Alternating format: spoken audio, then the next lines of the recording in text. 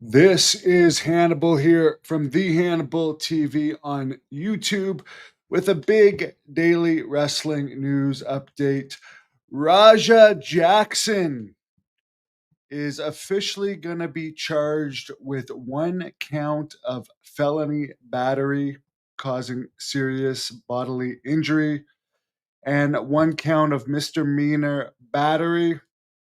These are due to facial fractures and trauma to the upper and bottom jaw and missing teeth from a pro wrestling related assault that he did on a wrestler named Psycho Stu last month.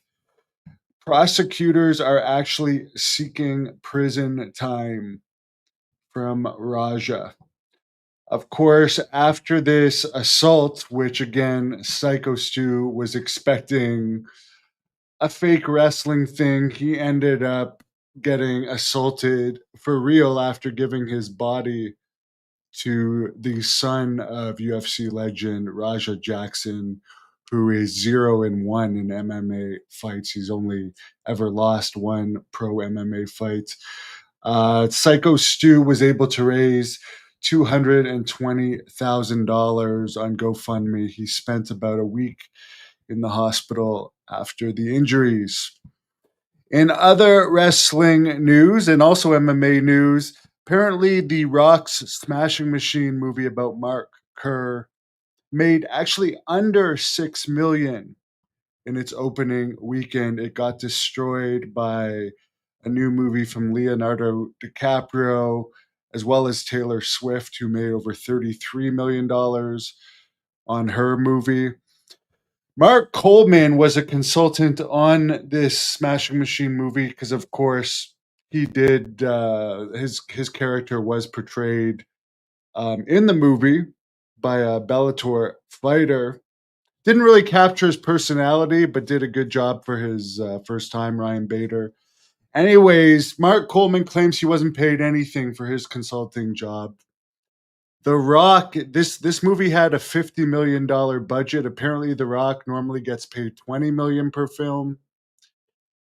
According to reports, The Rock says he only took 4 million to do this film, and he gave portions of his money, according to reports, to both Mark Kerr and Emily Blunt. So what exactly does that mean? He gave portions of his 4 million to Emily Blunt, who played Mark Kerr's ex-wife, and then to Mark Kerr himself. Were they not allocated money in the first place for their roles? Because I find it hard to believe that Emily Blunt is just going to agree to this for a portion of The Rock's money. That doesn't make much sense. And Mark Kerr had previously told Mark Coleman that he wasn't getting any money at all to do this, but who knows?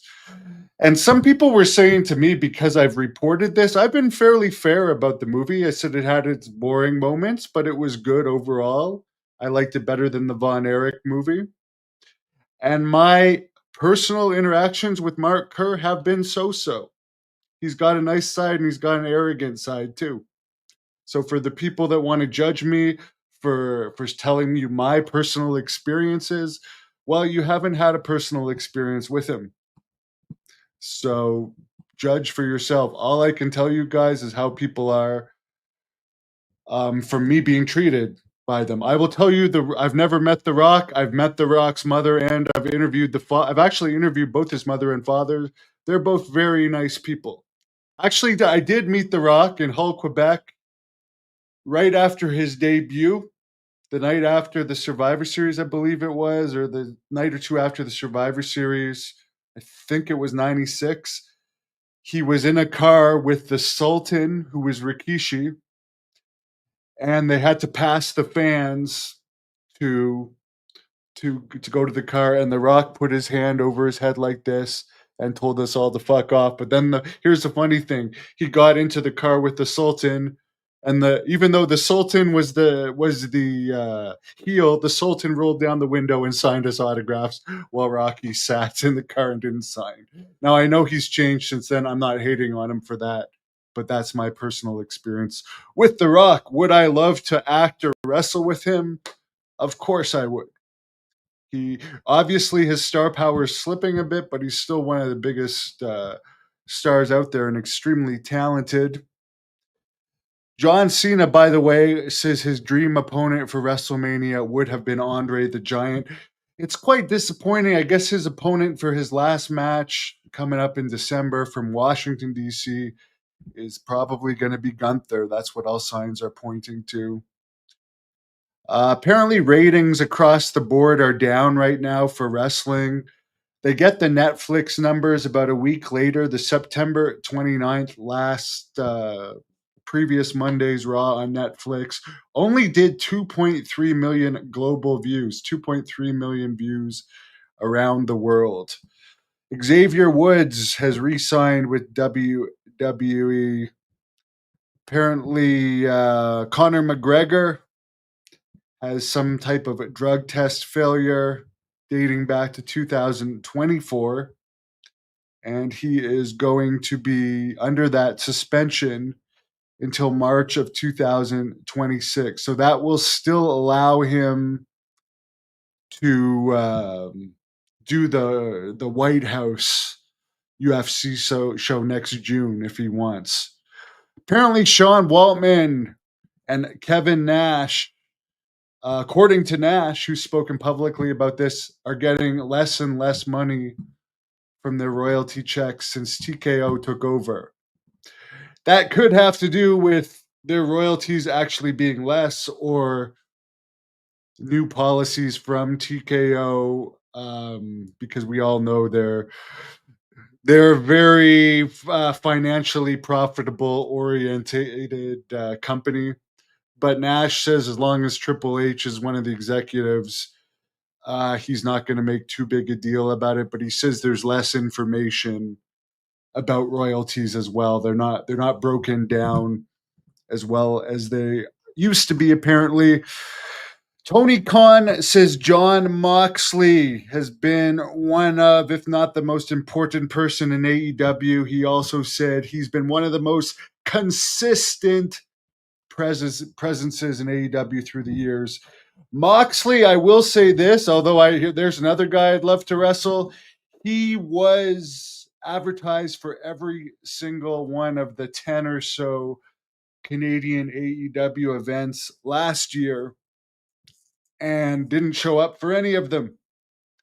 So AEW only did 2 events in Canada this year. Neither were sold out, and there were ticket deals for both events. But one of the themes of AEW's Canadian tour last year was advertising a large number of people that never appeared on both shows.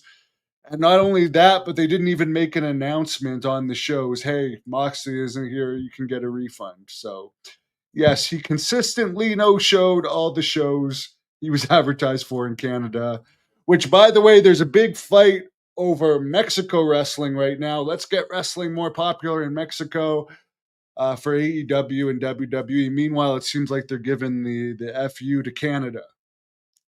WWE, I would say since WWE started coming to Canada, this is the year they've come to Canada the least. 100%. Anyone can confirm that. And AEW, I would say since they started coming to Canada, they only came twice this year. But Mercedes Moné, who is doing this world title collection things for titles that nobody cares about overall, of companies they've never heard for, she's competing here. And here's another point. Dynamite and Collision ratings are bombing. Dynamite only got like a 0.09 rating last week, the lowest ever. But they don't even use her on every Dynamite. And Collisions are in like 0.3, 0.4s. But they let her go to indie shows and wrestle for these titles. She's wrestling for some version of a world title for a company in Winnipeg this month that I've never even heard of. And I'm Canadian. It's so bizarre. Good evening, Mott Shop. Yeah, I saw Gable's MMA debut. Very good, as expected. Oh, by the way, I am interviewing Haley J, who is a JCW wrestler and also a power slap competitor. at 5 p.m. Eastern. I was just watching a clip of her. Let's take a look here. Hollywood, Haley J. Let's take a look at her power slap ability. This girl is a tough girl. Knocks this other girl silly. I'm interviewing her at 5 p.m. Eastern time, so in about 20 minutes. Someone else says, "What's up? Loves my content. Thank you, yo, Adrian." Rocky 5 featuring Tommy Morrison. I'm in the I Am Tommy Morrison documentary coming out next year. And Delia Shepard, who was Tommy Morrison's girlfriend in the movie, I met her when I went to do my interview in Vegas. Someone would love to see Cena against Andre for sure. And my movie, Blood Hunter Thirst and Rage, is coming out on Halloween, so I'm looking forward to that. Let me know what you guys think. Is Raja Jackson going to get prison time, or is his dad going to pay for him to get the best lawyer ever and get him off the charges? Let me know in the comments. Tune in 20 minutes. Haley J live in